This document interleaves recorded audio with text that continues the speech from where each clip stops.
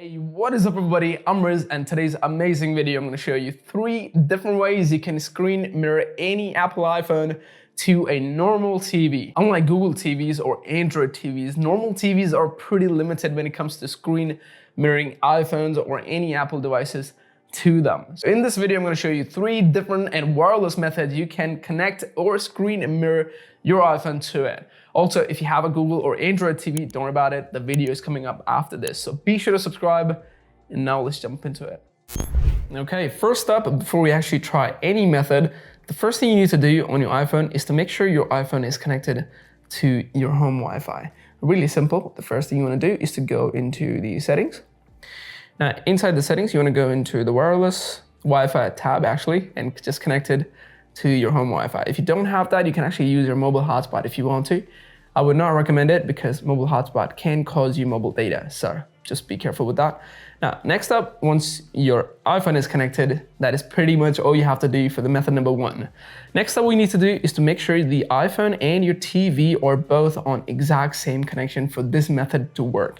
This is by far one of the best methods, so let's just get into that. Okay, now, as I said before, I just have to make sure the TV and the iPhone are both on exact same Wi-Fi connection. So go to the settings tab, and this might not look exactly same, but yeah, it's pretty similar across all normal TVs, unless it's an Android TV, which by the way, again, that video is coming up next after this, so be sure to subscribe for that.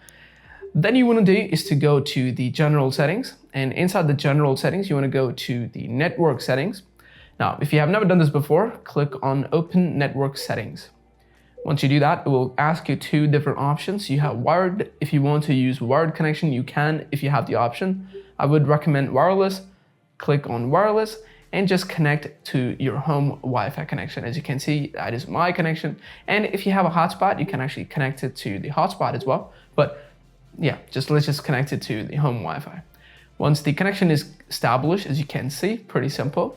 Next up, what you want to do is to go back into the general settings and find something called Apple AirPlay settings. Now, this is just optional. You have to manually enable it if you're doing this for the first time. But if you have never done this before, you can just go to the AirPlay settings and just manually enable it. If you have done this before, you really don't have to enable this every single time you want to screen mirror your iPhone to it. Once you get this screen, pretty simple after that.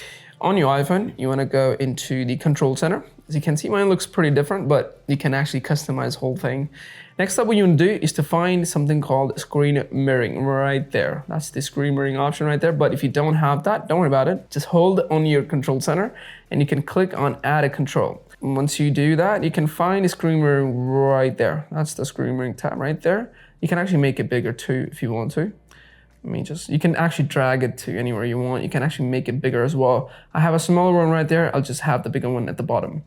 Click OK, and there you go. You have screen mirroring at the bottom. Next up, what you want to do is to click on the screen mirroring, and it should automatically scan the TV that is running the AirPlay settings, as you can see right there. Next up, just tap on it. Pretty simple. And once you tap on it, and there you go. It's pretty connected. It's connected.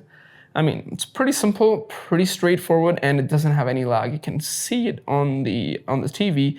Every time I'm moving anything, you can see that there's no lag whatsoever. It's pretty smooth. And let's just say if I want to show you more, I can open up the camera. You can see that it's working pretty flawlessly. Let me just zoom in on something. So just take a photo right there. Just took a photo, right? I'm gonna open up the photo. You can see it being opened up on the TV, and you can actually go full screen too if you want to. Yeah, there you go. Pretty simple. Now that's just method number 1. That's just method number 1. You can do a lot in this. You can actually play music if you want to. The music will be coming from the TV, or if it's connected to a soundbar, the music will come from soundbar. You can play games if you want to. Let me just pop up the Clash of Clans just to show you, just for the example. There you go. I mean, it looks pretty cool. Well, just upgraded my town hall. I know you don't have to get into details, but yeah, it's pretty cool. Now, this is method number 1 to stop this or to end this. Really simple. If you have dynamic island, just tap on that. You can see stop mirroring, or if you don't want to do that, just go into the control center, go to the screen mirroring tab and click on stop. Every time you click on stop, it's automatically stopped, will be stopped on the TV. And if you want to do this again, just tap on the screen mirroring again, tap on the TV again, and there you go. You don't really have to open up AirPlay or anything like that on the TV again. Pretty simple. Method number 1. Love this. And let me know in the comment section below what method will you be using. So let me just end this and just move on to the method number 2. Okay, for the method number 2, again, we have to make sure the TV is connected to the exact same Wi-Fi connection as your iPhone is.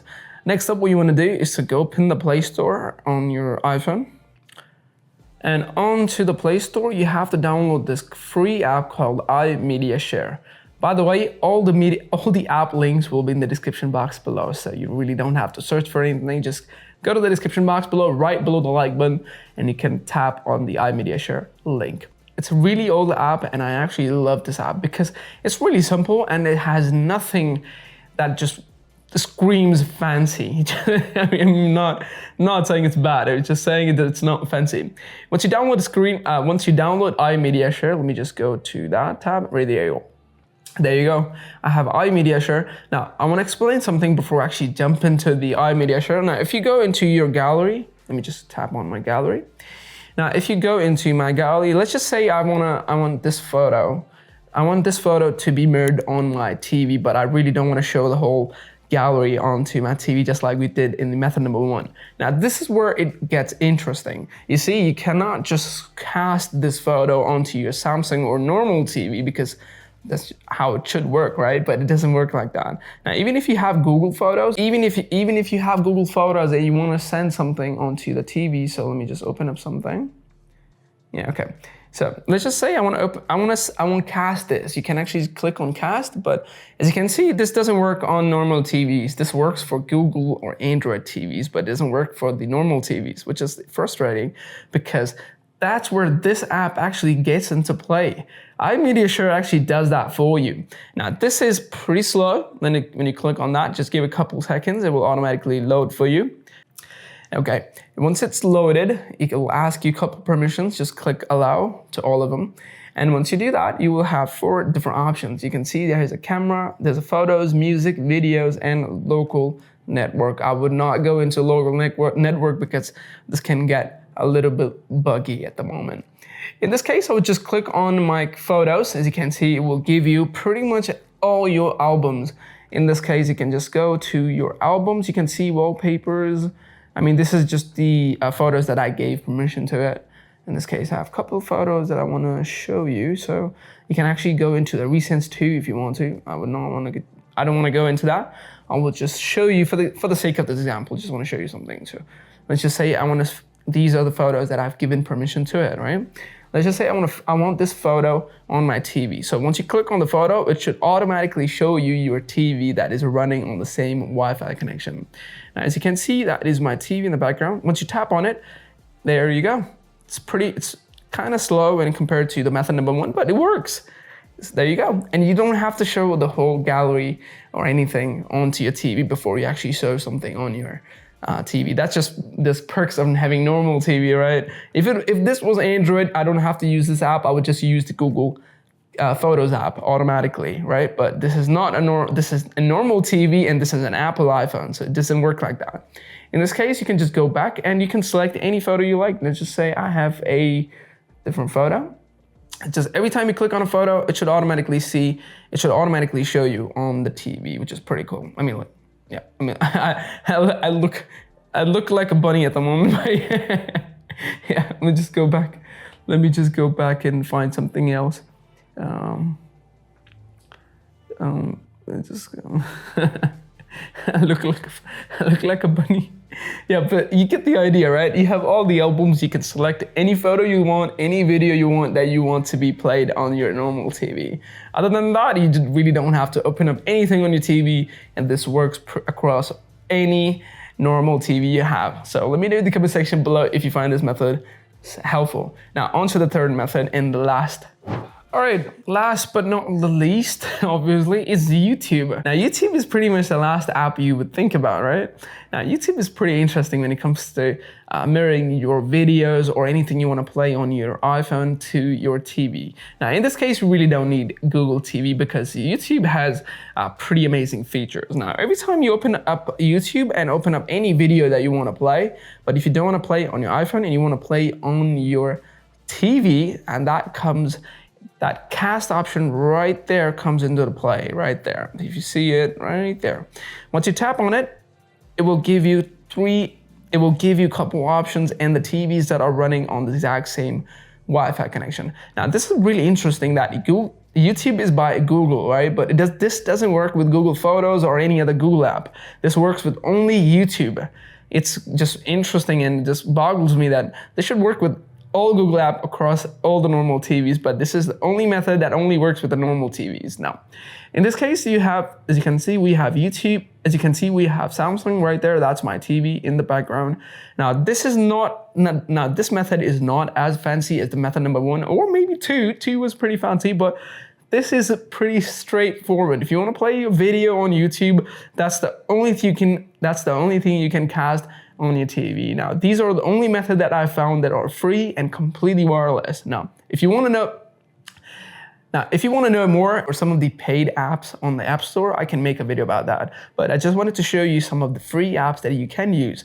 In this case, as you can see, I want to play a video. All you have to do is just find your TV, tap on it, and there you go. Pretty simple. So, yeah, you don't have to do anything. And if you just look at the corner, you can actually see that my iPhone is connected to it.